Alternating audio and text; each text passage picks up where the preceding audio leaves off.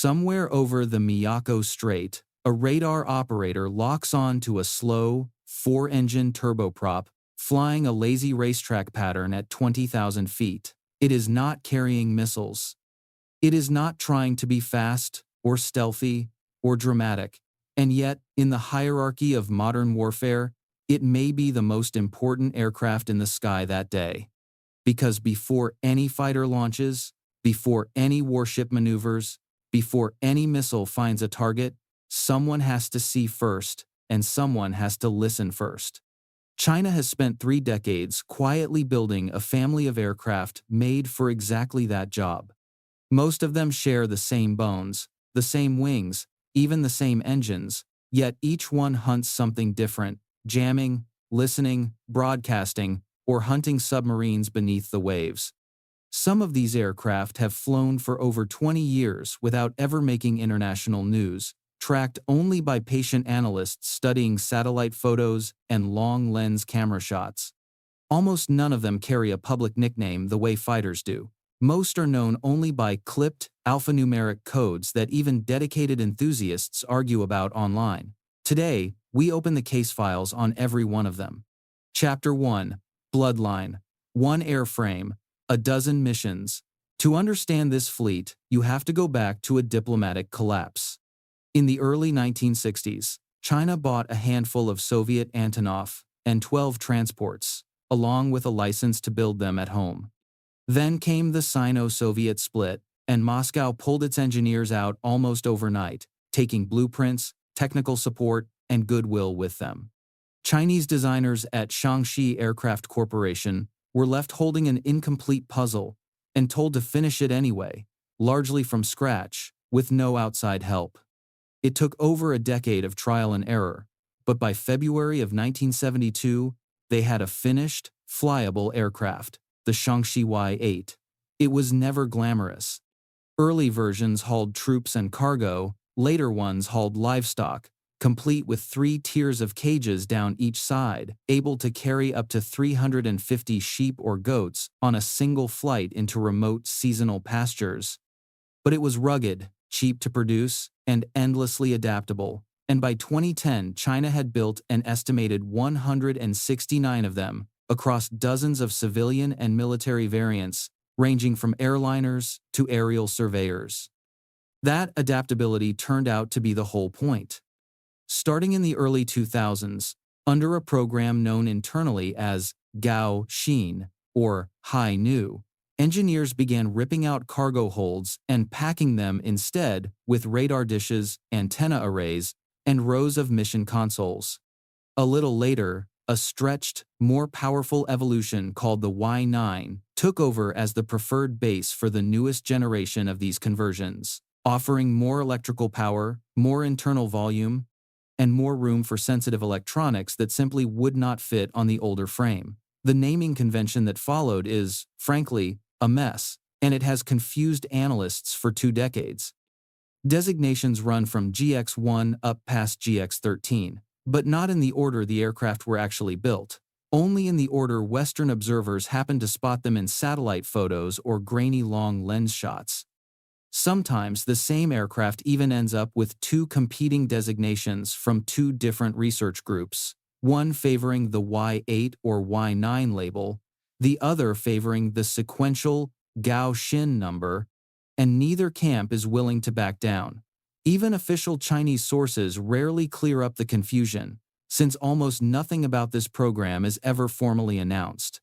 What matters is the underlying logic behind all that confusion: one cheap, reliable airframe, endlessly reshaped into jammers, eavesdroppers, propaganda broadcasters, and submarine hunters. Keep that shared skeleton in mind, because every aircraft in this video wears a different face stretched over exactly the same bones. Chapter 2. Jammers. Blinding the enemy's radar. The first specialist to emerge from this program earned its nickname almost by accident. Spotted around 2005, the Y-8G carries 2 bulging fairings on its forward fuselage that Western observers nicknamed hamster cheeks, and the resemblance stuck hard enough that the aircraft picked up the reporting name Mouse. Underneath those cheeks sit standoff jamming antennas, designed to blind enemy radar systems from a safe distance rather than fly directly into the teeth of an air defense network. It was, in effect, China's first dedicated long-range electronic attack aircraft, and for years it operated more or less alone, providing electronic cover for whatever strike package happened to be flying that day, a lone escort with no real successor in sight for the better part of a decade.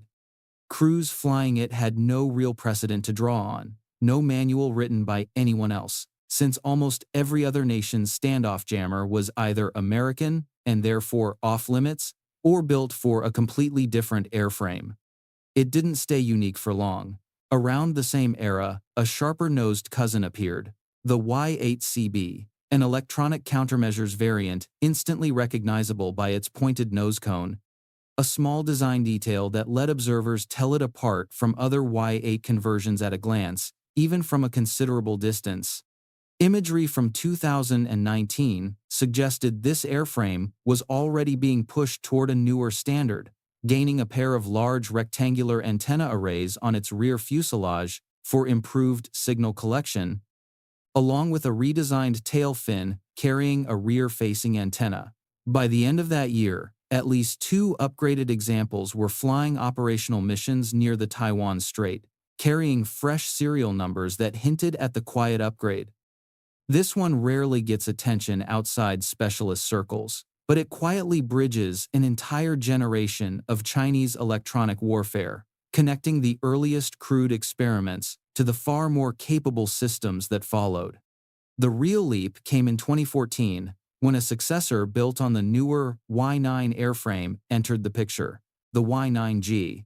Instead of simple fixed antenna fairings, it carries active phased array panels housed in 3 large fairings on each side of the fuselage, technology that lets it electronically steer jamming energy in a chosen direction rather than simply broadcasting it outward in a fixed cone. This aircraft is now a familiar sight near the Taiwan Strait, tracked repeatedly by regional air defenses, and has also been spotted as far away as the Spratly Islands in the South China Sea. Analysts widely expect it to eventually replace the original Mouse entirely, retiring the older hamster cheek design once production numbers allow a full handover. By some counts, at least 2 examples were already in the PLAAF inventory as early as 2018, a slow rollout typical of how quietly this entire program tends to expand. Then there is the strangest-looking member of the jamming family, the Y9LG. Perched above its fuselage is a long, thin balance beam antenna, the exact same physical shape used on China's KJ-200 early warning aircraft. For years, analysts genuinely debated what it actually did, since that shape usually means one thing: scanning the sky for aircraft. The answer turned out to be almost mischievous. The same antenna geometry used for detection on one aircraft is repurposed for offensive jamming on this one, flooding enemy radar with disruptive, electronically steered beams instead of scanning the sky for threats. It was spotted in satellite images as early as late 2017, but stayed a ghost for years, appearing only rarely in blurry long-range photography, sometimes photographed only once every 12 months. Confirmation of active service only came in early 2023, when it was formally tied to the PLAAF's 20th Specialized Division, based at Guiyang Lei Shuang, under Southern Theater Command, an area of responsibility that stretches across the South China Sea. It has since been seen taking part in joint military drills alongside Thailand, offering outside observers one of their clearest looks yet at a design that spent most of its existence hiding in plain sight. Chapter 3, Listeners, Harvesting the Airwaves. Jamming an enemy's radar is only useful if you already understand exactly how it behaves. That is where the listeners come in, and this branch of the family tree has the deepest roots of them all, stretching back further than any jammer or broadcaster on this list. Long before China could jam a signal effectively, it first needed to catalog exactly what signals existed to jam. The earliest of them, variously known as the Y8JB, or its upgraded cousin, the Y-8DZ, trace back to a test flight in 2001 and represent China's first serious attempt at operational signals intelligence gathering from the air. Reports suggest these aircraft carry a system known as BM/KZ-800, capable of detecting emissions across a huge slice of the radio spectrum, roughly 1 to 18 gigahertz, from a range of up to 300 kilometers, all funneled into 4 operator consoles crammed into a pressurized cabin behind the cockpit. There is a persistent rumor attached to this aircraft, unconfirmed but widely repeated in defense circles, that some of its receiver technology traces back to a captured American EP-3 that made an emergency landing on Hainan Island in April of 2001. True or not, the story alone tells you how seriously China treated the intelligence value of that single incident, and how quickly that value was folded into its own hardware just a few years later. Reporting suggests around 4 examples of this early generation entered PLAAF service, with a similar handful flying for the Navy under the closely related Y-8JB designation, a small fleet by most standards, but enough to establish a baseline capability that everything afterward would build on. Few people remember what came next. In early 2012, the Navy fielded its own dedicated listening aircraft, the Y-9JZ, built on a Y-8 F600 airframe rather than the true stretched Y-9, and easy to mistake for its Air Force cousins at a distance. A bulbous nose radome, 4 rectangular antenna fairings running down the forward and rear fuselage, and a belly-mounted electro-optical turret gave it eyes as well as ears.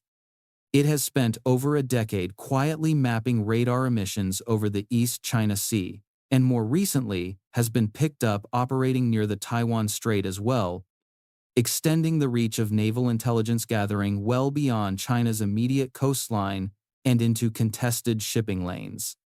The Air Force answer to that Navy platform arrived not long after the Y-9JB, officially considered the second generation of the high new signals intelligence family. Compared to its Y-8-based predecessors, it flies higher, holds cabin pressurization far more reliably, and runs on a 5,000 horsepower turboprop turning a 6-blade composite propeller, extending both its range and the effective footprint of its listening equipment. It is not the fastest or the flashiest aircraft in this fleet, and it rarely appears in dramatic photographs, but it represents the moment Chinese airborne intelligence gathering matured from improvisation into an actual, repeatable system, backed by fully automated signal analysis and satellite distribution rather than manual logging scribbled onto paper. Even so, contemporary reporting flagged real limitations: modest speed, a relatively short operational range, and cramped internal space, flaws serious enough that PLA planners were already discussing larger jet-based successors before this propeller-driven generation had even matured. By 2017, the next leap was already in the sky, even if nobody outside China knew it yet. Officially unveiled in 2019 alongside the Y-9G, the Y-9DZ folds several jobs into a single airframe: electronic intelligence collection, synthetic aperture radar imaging, and communications jamming, all under one skin marked by a nose-mounted radar and conformal antenna arrays running down the rear fuselage.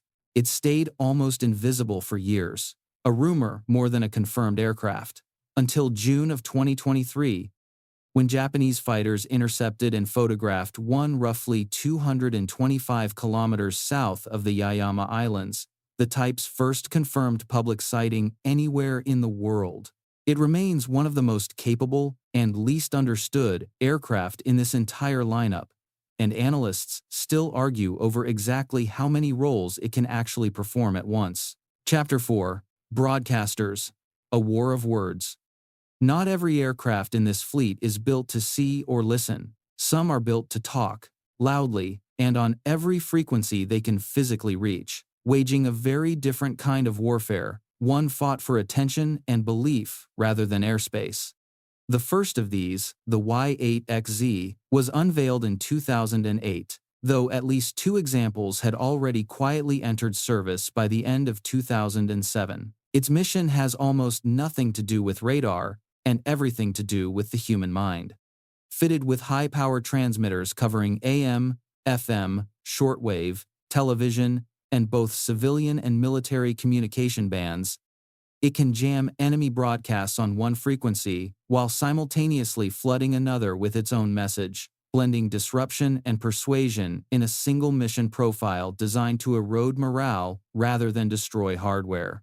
Western analysts consistently draw the same comparison when describing it, that it plays roughly the same role as the American EC-130E Commando Solo, essentially a flying radio and television station built for psychological operations rather than direct combat. This one was different in ambition, if not in its basic mission. Its successor, the Y-9XZ, entered service by mid-2014 with the same PLAAF specialized division, and reporting from around that time suggested a new and genuinely unsettling capability: the ability to hack directly into enemy communication networks rather than simply drowning them out with noise, potentially spreading disinformation across social networks by compromising key web servers from the air, a tactic closer to cyber warfare than traditional broadcasting. It made a rare, deliberate public appearance during the parade marking the People's Republic of China's 70th anniversary in October of 2019. A calculated display of a capability that is normally kept well out of public view, rolled past cameras for a matter of seconds before disappearing again. Chapter 5: Hunters. Beneath the Waves. Turn away from the electromagnetic spectrum entirely, and you find a different kind of predator, one hunting something that cannot be jammed, cannot be broadcast to, and cannot simply be talked out of hiding: a submerged submarine. The transitional design here was the Y-8FQ, developed from around 2007 on the pressurized Y-8F600 airframe. Its signature feature is a boom-mounted magnetic anomaly detector, a long stinger jutting out from the tail that senses the faint distortion a submarine's steel hull creates in the Earth's natural magnetic field, a technique that has barely changed since the Second World War but still quietly works today. It was never produced in huge numbers, and today it is largely overshadowed by what came after. But it proved the operational concept China needed before committing serious resources to a proper long-range submarine hunter. Crews flying it were effectively writing the doctrine as they went, since China had almost no institutional experience running fixed-wing anti-submarine patrols before this aircraft entered service. That proper hunter arrived on the newer, heavier Y-9 airframe, and it remains the centerpiece of this entire fleet, the KQ-200, sometimes called the Gear Falcon, and also known internally by the designations Y-9Q or GX-6. First flown in 2013 and reaching Navy service by around 2017, the KQ-200 combines a chin-mounted surface search radar, a tail-boom magnetic anomaly detector, a belly-mounted electro-optical turret, and 4 rotary sonobuoy dispensers using domestically produced SQ-4 and SQ-5 buoys, scattered across a search box to listen for the acoustic signature of a submarine hiding somewhere below the surface. Inside its weapons bay, it can carry lightweight torpedoes and depth charges, and persistent, unconfirmed reporting suggests it can also mount YJ-83K anti-ship missiles under its wings, quietly blurring the line between hunter and striker. With a range of roughly 5,000 kilometers and an endurance stretching past 10 hours, it now serves with all 3 of China's naval fleet commands, and estimates from the late 2010s already put at least 8 in active service, with some Chinese planners reportedly aiming for a fleet many times that size over the coming years as undersea threats in the region continue to grow. Public footage has even shown the interior layout: rows of green-lit consoles where 3 tactical operators coordinate directly with 6 additional crew stations, a level of internal detail rarely revealed for any aircraft in this program. This one carries real weight in the fleet, heavier at maximum takeoff than the American P-3 it is often compared to, and closer in scale to the newer P-8 Poseidon, a detail that surprises people expecting a simple turboprop patrol plane. Chapter 6: Kunlong, the dragon that swims. Every family has an outlier, and this fleet's outlier is enormous, quite literally. Break away from the Y-8 and Y-9 lineage entirely, and you land on the AG-600, nicknamed Kunlong or Kun Dragon, a name borrowed from ancient Chinese mythology, a giant fish said to transform into an even larger bird. This is not a converted transport. It is a purpose-built amphibious aircraft, one of only 3 flagship programs the Chinese state singled out as national priorities, alongside the Y-20 heavy military transport and the C-919 passenger airliner. At 38.9 meters long, with a wingspan just short of 39 meters, it is roughly the size of a Boeing 737, but instead of a runway, it can land directly on open water and take off again minutes later.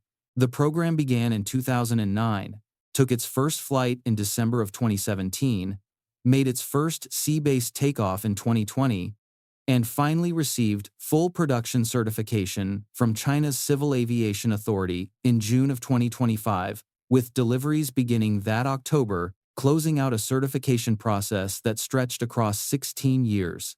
Powered by 4 turboprop engines and capable of operating from stretches of water as short as 1,500 meters, provided they are at least 2.5 meters deep, the aircraft was engineered to handle sea state 3 conditions, waves up to 2 meters high, without ever needing a paved runway at all. Its headline talent, at least for now, is firefighting.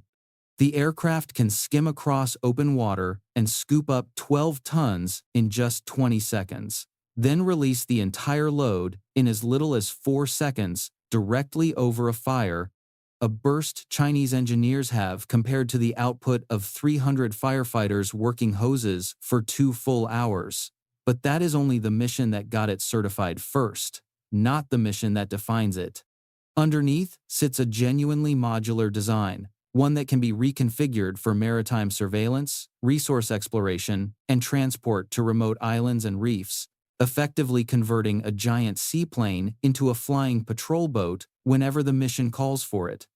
It carries a rescue radius of roughly 1,500 kilometers and can recover as many as 50 people from open water in a single sortie, a search and rescue capability baked into the airframe from day one, long before firefighting variants were ever discussed. Slow, unglamorous, and enormous, it may end up being one of the quietly most useful aircraft on this entire list, precisely because almost nobody thinks of it as a military platform at all. Interested buyers reportedly circled the program early on, with names like New Zealand and Malaysia floated in local reporting, though neither relationship ever developed into a confirmed order. Chapter 7: Horizon. What comes next? Step back, and a pattern becomes obvious. 13 very different missions: jamming, listening, broadcasting, hunting submarines, and rescuing people from open water, and almost all of them built on the bones of a single 1970s transport plane, copied from a Soviet design under diplomatic pressure that was never supposed to work in the first place. That is not an accident. It is a deliberate industrial strategy, repeated deliberately across 2 full generations of airframes. Shared engines mean shared maintenance crews. Shared airframes mean shared training pipelines and shared spare parts warehouses, stretching across every theater command.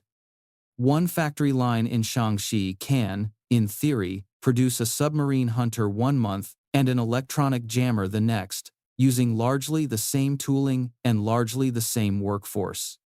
Very few air forces on Earth manage that kind of efficiency.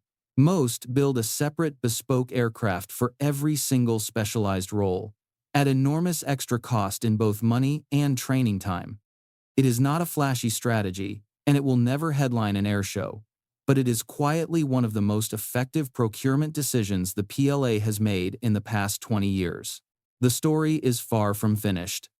Newer variants continue to fold multiple jobs into single airframes, following the same trend already visible in the Y9DZ, one aircraft doing the work that once required 2 or 3 separate, dedicated designs flying separate sorties. The AG-600 program is expected to grow into a proper family of its own, moving well beyond firefighting into wider maritime patrol duties over the coming decade, following the exact same modular philosophy that shaped everything else in this fleet. And as Chinese naval and air operations push further from the coastline into open ocean rather than coastal waters, the sensor aircraft supporting them will need to match that reach, with longer range, longer endurance, and sharper eyes than anything flying today. Some of that future capability may eventually move onto entirely new jet-powered airframes. But for now, the aging turboprop bloodline shows no sign of retiring. Fighters get the recognition, bombers get the headlines. But somewhere over open water, right now, a slow turboprop with an unglamorous silhouette is quietly deciding what everyone else in the sky already knows and what they don't.